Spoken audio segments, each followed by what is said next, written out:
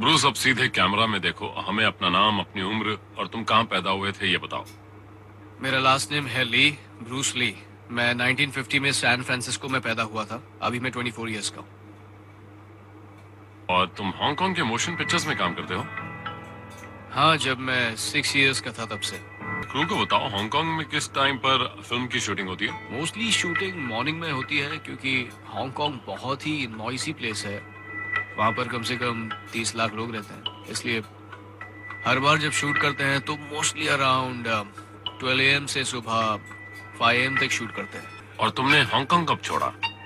1959 में, जब मैं 18 इयर्स का था। मुझे पता चला है कि तुम्हें हाल ही में लड़का हाँ। हुआ है और उसकी वजह से तुम काफी टाइम से सोए नहीं हो। 3 रातों से। एक होता है फिंगर जैब और एक होता है पंच और बैक फिस्ट डाउन लो। उसके बाद किक्स भी होती है, पेट पर मारना या फिर ऊपर की तरफ। या अगर मैं थोड़ा पीछे चले जाऊं और फेस पर किक मारूं तो सामने वाला घिर जाएगा। ये तो घबरा गए। अल्टीमेटली मार्शल आर्ट का मतलब होता है ऑनेस्टली एक्सप्रेसिंग योरसेल्फ, और वो करना बहुत डिफिकल्ट है। जोर से पंच मारता हूँ तो मैं आगे की तरफ लीन होता हूँ, पर मुझे ये भी ध्यान रखना होता है कि कैमरा एंगल बिगड़े ना, और ऐसा लगना भी चाहिए कि जोर का पंच मारा है, और साथ ही अपनी पूरी एनर्जी के साथ वो फाइट अच्छी लगनी चाहिए, और लगना चाहिए कि हाथ ही आपका वेपन है।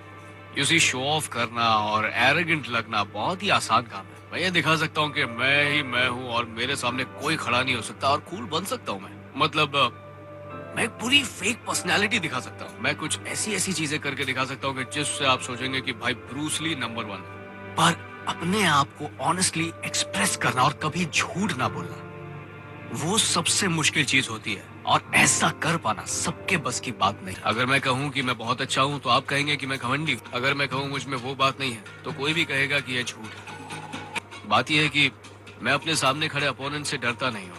मुझे कोई फर्क नहीं पड़ता मेरे सामने कौन खड़ा है। एक बार जब मैंने लड़ने की ठान ली तो मुझसे बचने का एक ही तरीका है, इससे पहले कि मैं कुछ करूं मुझे मार दो।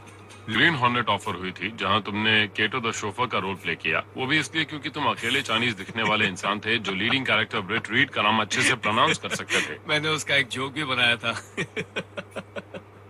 पर सच में बहुत ही मुश्किल नाम था, और जब भी मैं उसका नाम लेता था मैं सुपर कॉन्शियस हो जाता था। Mr. Reed's residence.